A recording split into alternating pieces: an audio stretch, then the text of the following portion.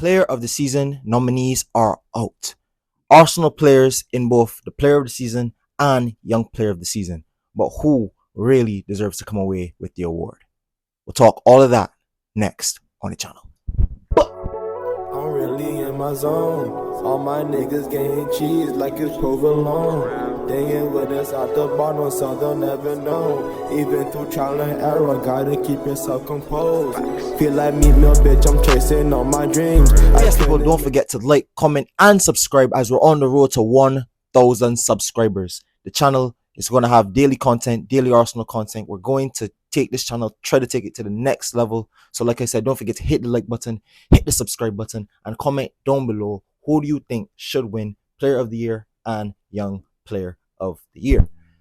Now, without further ado, let's get into the nominees for, first of all, Young Player of the Year. Now, Young Player of the Year, we have Phil Foden, who's won it before, I think like 2 or 3 times.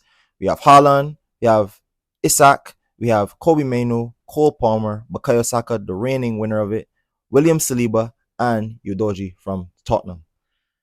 Now, out of those list of names, we see it littered with people who are good enough to even win Player of the Year, but are listed as Young Player of the Year, with 4 of the players listed in the Young Player of the Season in the Premier League Players Player of the Year. So that goes to show you how the young players in this league have been developing and carrying their teams and been performing for their teams this season.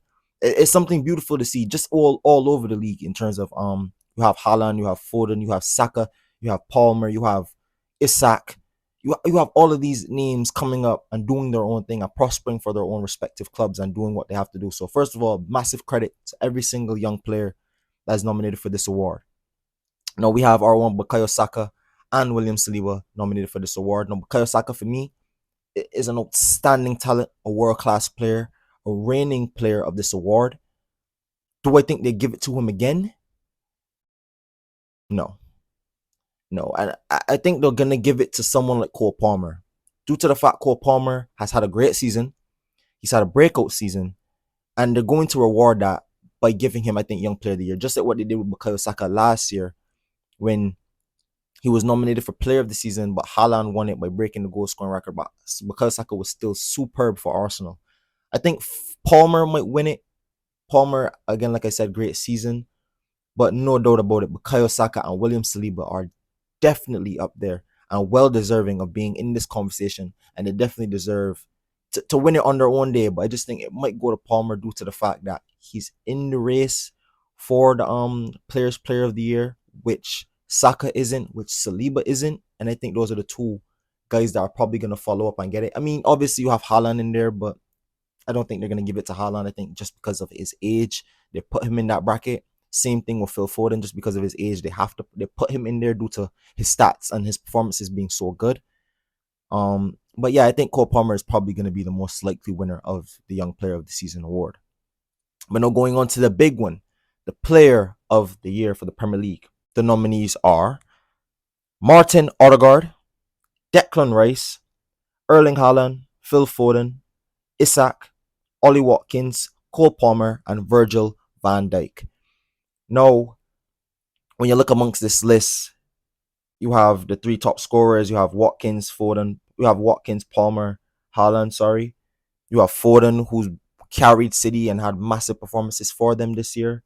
You have Virgil van Dijk, who's been a stalwart for Liverpool, but I personally, if I was going to put a Liverpool player in, I'd put McAllister, just due to the fact that some of the important goals he scored, being so versatile and so dependable in that midfield, I think makes him absolutely outstanding for me. And I just thought McAllister has been one of their standout players. But Declan Rice and Martin Odegaard for me, I want to touch on them because for a lot of this season, Martin Odegaard, just was where I want to start, has flown under the radar for not only Arsenal fans, but I think for majority of Premier League fans. And I think it's only the back end of this season that a lot of people start to realize how good Martin Odegaard has really been this season. I think he's a world-class player, undoubtedly a world-class player. I don't think there's many number 10s in world football better than Martin Odegaard at that number 10 position. I think the way he's able to pick up on the ball, the passing he plays, the reading and understanding of the game, his energy, the way he leads the press, Arsenal's captain, leading us to 2 back-to-back title charges.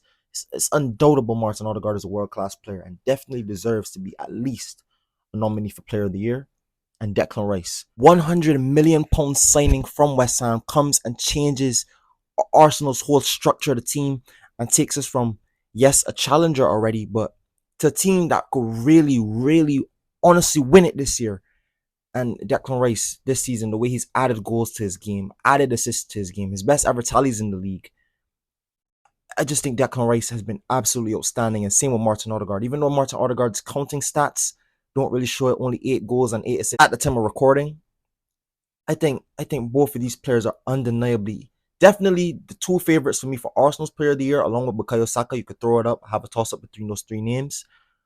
But for I think the winner of Player of the Year will go down to whoever wins the Premier League title, and I think the winner of this award should be held up until that happens. I think until we have a definitive winner of the Premier League title, because I think winning the title changes the narrative of the season massively. If City come away with it, I think you possibly give it to Phil Foden, who I think during times of the season, even though Haaland's been their top scorer, Foden has dragged them through the mud with impressive goals against United, impressive displays against whenever you've counted upon him. Even in Europe, Foden has played well. So I think from a City perspective, if City do win the title, it goes to Phil Foden. And if Arsenal win the league title, for me, I think it has to go to Declan Rice. Now, I've been in between so much between the quality of Martin Odegaard and the ability of Declan Rice, but Declan Rice, week in, week out, from game week 1 to game week 38, hopefully he gets 2. We haven't got there just yet, so I'm taking my caution with that. But to this current game week, Declan Rice has been leaps and bounds, probably one of our most consistent players. I could barely tell you where he's had a bad game. I could barely give you a game where he's had a bad one. Thought Declan Rice, the way he's able to win back the ball, the way he's able to drive and break down defenses, adding set pieces, taking our corners since we came back from Dubai, getting all of those goals from set pieces. We see it against Tottenham. I see it against multiple clubs, against Palace, against all of these teams. Rice has stepped up big with corners. I think if we win the Premier League title, I think Declan Rice has to be not only Arsenal's Player of the Year, I think he already is, but I think Declan Rice also has to be the league's Player of the Year, because having that pressure of £100 million, not a lot of players have been signed for £100 million and hit the ground straight away like that. I played like that for a league title winning team for £100 million. You couldn't have wrote the script any better. I think Declan Rice, if Arsenal do come away with this Premier League title, has to win Player of the Year for me. But I think it's up in the air until someone actually wins this award, and it will go down to hopefully the last game of the season. But yes, guys, that is my take on young player and Player of the Year awards and nominees.